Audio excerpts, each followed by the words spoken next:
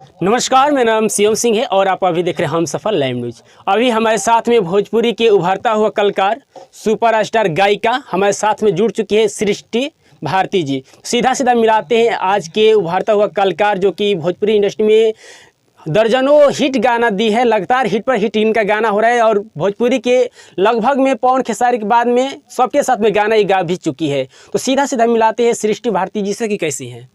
जी मैं ठीक हूँ। सबसे पहले हम सफ़र लाइव न्यूज़ में सबको प्रणाम है, नमस्कार है और बहुत अच्छा लगा आपसे मिलकर। अच्छा, आज स्टूडियो में बैठी हुई है तो क्या चीज़ का तैयारी चल रहा है? अभी तो लोकगीत ही गवा रहा है। अच्छा, कौन सा मतलब आपका कौन सा गाना एक हिट हुआ था जो कि दर्शकों का बहुत सारा प्यार मिला था? गाना बहुत सारा है, प्रमोद भैया के साथ में है और रितेश पांडे जी के भी साथ में है जी। और सनी पांडे, सोनू सरगम, तूफानी भैया, चंदन चंचल। तो एक अपना आवाज़ से गाना सुनाइए मेरे दर्शकों के लिए। प्रमोद भैया के साथ में जो पहला गाना था। अच्छा। ऐसा था, ए जानू लागत जाड़बा, थर थर कांपत हाड़बा, जिद हो गई मेरी कि हम तो हर तू हमार हो जा। तो लड़का का वर्ड था, तू ही लभर एक नमर हो जा, ओढ़ी के कामर अमर हो जा, तू ही लभर एक नमर हो जा, ओढ़ी के कामर अमर हो जा। सृष्टि भारती जी, अब सुनने में आया कि आपका भी गाना चोरी हो गया है। ये गाना बहुत सारा चोरी हो रहा है, सभी लोग का गाना चोरी हो रहा है जी। ऐसे इधर भी मतलब हो रहा है। अभी डुएट गाई थी, सनी पांडे भैया के साथ गाई थी और तूफानी भैया के साथ भी गाई थी जी। हमको आकर मालूम पड़ा कि चोरी हो गया है। कौन सा गाना है वो दर्शकों को सुना दीजिए। एक गाना था सनी भैया के साथ में था, संझिए से नाचो तनी छौकी हो, आला गता की टूटी जाई चौकी, अब होइल बा दीवाना समियाना ये बाबू, आ नमरी उड़ावे खाली नौकी, आ हमर कोमर के सगरी बड़ाई बा। तो लड़का का पंच है, आ नाच के नाचनिया के कमरिए से कमाई बा, नाच के नाचनिया से कमरिए के कमाई बा। वाह।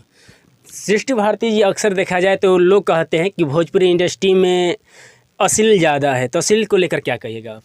अश्लील को लेकर हम यही कहेंगे, देखिए अच्छा गाना तो हम लोग गाते ही हैं जी।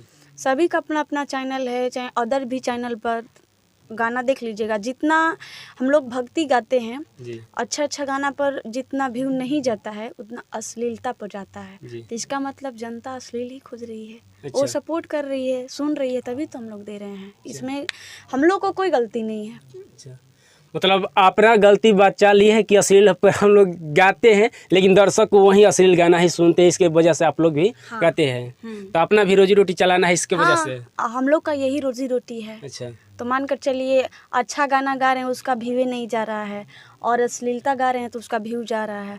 तो हम लोग को मानकर चलिए जिससे 2 रुपया मिलेगा वही ना करेंगे जी। हम लोग का भी चैनल खोल कर बैठे हैं, 2-4 पैसा नहीं कमाएंगे तो कैसे क्या होगा बताइए। सही बात है। सृष्टि भारती जी, पहले बताइए कि आपका कौन सा गाना है कि फिलहाल मार्केट में धूम मचा रहा है? एक है जो अभी ट्रेंडिंग में है गाना। अच्छा। सोनू सरगम यादव जी के साथ में है। अच्छा, कौन सा गाना? बट तोहरा से जो दी नहिया तो काहे छोड़ा तारू अपन देहिया, बटेरा तो ही से सरकत पानी, तो कौन दिक्कत बाए मोरे रानी, आजुए से मिले के काहे फेरा तो बारू बायना। लड़की कलाई में जानू हो देखी देखी ना मोर बहताटे नैना हो, ए जानू गढ़ताटे हमरो समय ना उड़ जइहे तोहार मैना हो, जान गढ़ताटे हमरो समय ना उड़ जइहे तोहार मैना हो। मेरे चैनल पर है सृष्टि। मेरे चैनल का नाम है सिंगर सृष्टि भारती इंटरटेनमेंट से है। उस पर भी सॉन्ग है, बहुत अच्छा सॉन्ग है। पनवा के पाता जी से पातरी मोर पियवा हो जाए एक बार। और एक जो है सुना रही हूँ।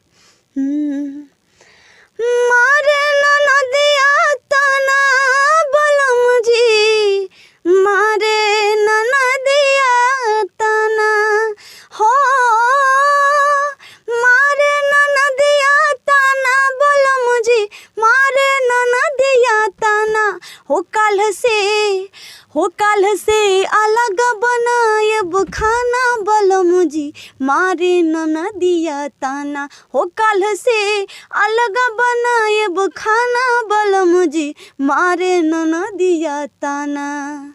तूफानी लाल भैया के साथ में जो गाना आया है वो कौन सा गाना है, एक बार सुनाइएगा। ये वाला है। सातों जन्म में मिले अहिरे ऐसन भतार, बिनती करिले भगवान अहिरे ऐसन भतार। अच्छा, तो आप देख रहे थे हम सफल लाइव न्यूज। मेरे साथ में जुड़ी हुई थी सृष्टि भारती और इनके चैनल है कि कौन सा चैनल बोले? सिंगर सृष्टि भारती इंटरटेनमेंट से ऑफिशियल भी है, सिंगर सृष्टि भारती ऑफिशियल। तो इनके चैनल पर जाकर इनके नाम के गाना सुनिए और बहुत सारा प्यार दुलार दीजिएगा। सृष्टि भारती जी, चलते चलते मेरे दर्शकों को क्या कहिएगा? मैं चलते चलते यही कहूँगी कि आप सब अपना प्यार आशीर्वाद देते रहिए, अपना सपोर्ट कीजिए हम लोग को, ताकि हम लोग आगे बढ़े। आप सबके सपोर्ट से हम लोग आगे बढ़ते हैं। जय माता दी, हर हर महादेव। मिलेंगे किसी नेक्स्ट वीडियो में, तब तक के लिए बहुत बहुत धन्यवाद, क्योंकि आप देख रहे थे हम सफल लाइव न्यूज।